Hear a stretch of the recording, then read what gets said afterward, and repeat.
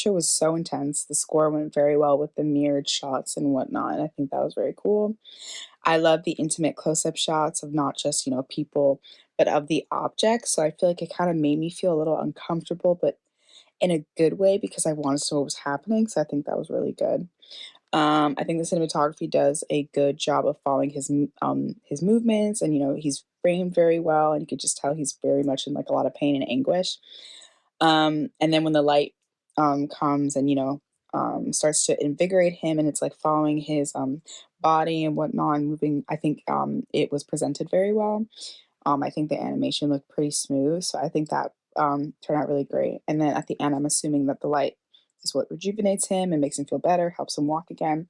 So I think seeing that, especially with kind of just like, I don't know if it was maybe supposed to be him paying it forward, or maybe just kind of like now he is the light. So, the light touches anything and makes it great.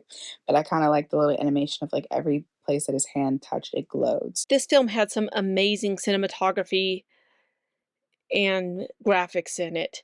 It complemented the score, which actually led this film. At first, you're not really sure what's going on with the close-ups and a guy on a breathing tube. You can tell that something clearly happened.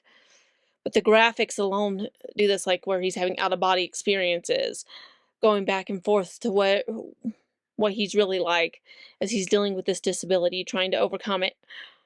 It really does make it to the next level. It's something that's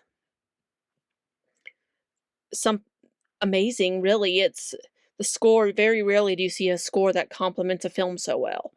There's sometimes where you're like, why did the filmmaker choose that score? But this one really did, because it gives you that euphoric cheering on motion. You're hoping he will be able to overcome whatever happened to him. We don't really know. But it's amazing, and they found outside of the house, they found a beautiful area to shoot in that was very vibrantly green. I don't know if they did that in post-production to make it even more ethereal and green and gorgeous, this meadow or whatever he's in.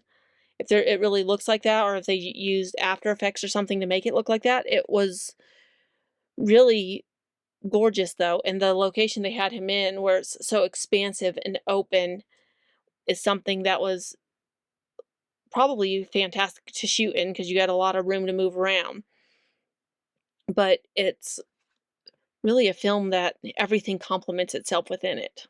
I loved the cinematography in this. I thought that it was gorgeous, and I think the filmmakers were so clever with how they went ahead and they animated and they warped that footage to create this whole bendy and kind of space feel. It was very artistic. I liked it.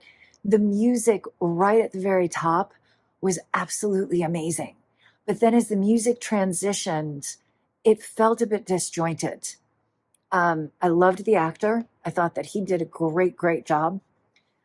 Very believable, very organic, very there in the moment, and very cool filming locations too.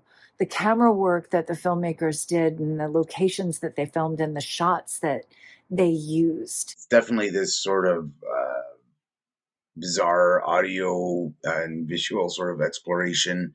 Um, it kind of changes where you think it's going, keeps you really leaning in and curious about what you're seeing and what you're hearing. There's some great effects, and even the location when we get to that, when before he's coming down the stairs there. I love that set piece there, and even just the wardrobe and the way it was performed.